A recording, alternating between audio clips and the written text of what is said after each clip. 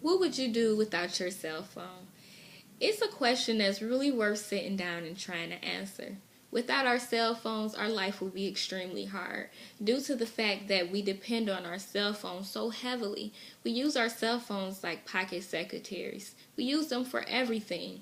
Although cell phones might be fun and very convenient and time saving, they have created an inability for us to speak well, spell, or even read effectively. When you really think about it, when was the last time that you read a document that was written in cursive or you actually written in cursive? In today's society, cursive has lost its art. It has become very irrelevant. People are really asking the question, what is the purpose of cursive writing anymore? When all you have to do is send a text message or an instant message and you can communicate that way. What is even the purpose of even writing anything by hand anymore? It has become a huge problem.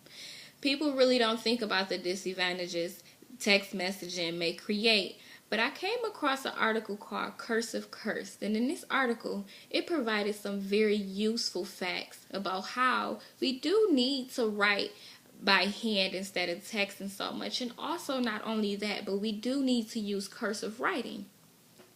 If a child, according to the article, if a child never was taught how to read or write in cursive, they will be at risk of their fine motor skills not developing correctly, or even they will have the inability to read certain documents such as the Constitution, or wrote about writing their signature on important documents such as writing out checks and things of that nature.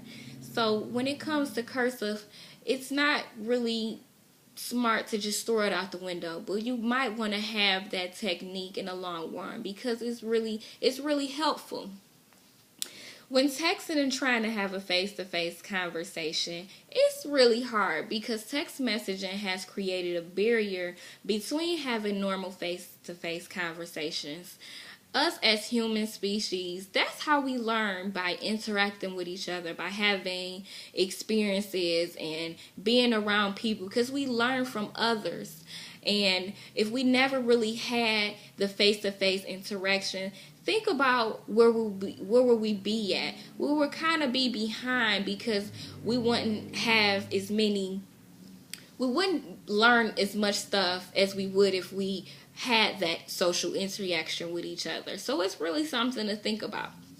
In the article called Text Ruined by the Art of Conversation, it's really true. Text messaging is ruining the art of conversation because instead of having a phone call, people rather text each other than actually sit down and have a normal conversation or even have a phone conversation. It's not as popular anymore because text messaging is more convenient and it's less awkward and it's more private as well too. Think about how we over abbreviate symbols and things or words of that nature. Example of using LOL and using TTYL, and also how that will affect our writing abilities and our ability to spell. And when you think about it, that can be very detrimental when you're trying to get a job or have an interview. I came over an article called Text Generational Gap. Are you too old? In this article, I found it very intriguing because it opened my insight to a lot of problems that we are having today with the uses of cell phones.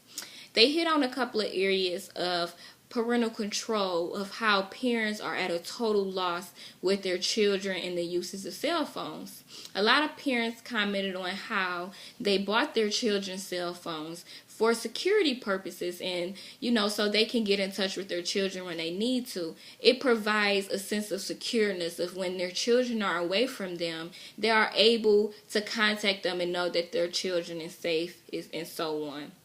But on the same token, when you're really trying to monitor what your kids are talking about with one another, it's kind of hard when we're using this kind of code of talking as far as our abbreviations and such things. A lot of parents made comments of saying how they can't even understand what their children are talking about in their text messages, which is really scary because you really want to kind of monitor what your children are talking about. Also, in this same article, it hits on identity. And in Warren Fawcett's Communication, a Critical and Cultural Introduction, it answers the question of who am I?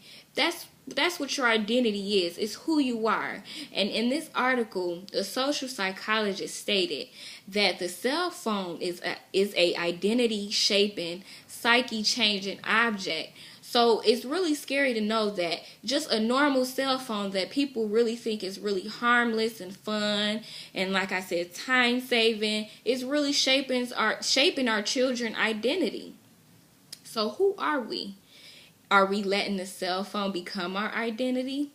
So when you think about the cell phone and new technology and things of that nature, don't really throw away what you were taught in school just because a new method of learning has come along.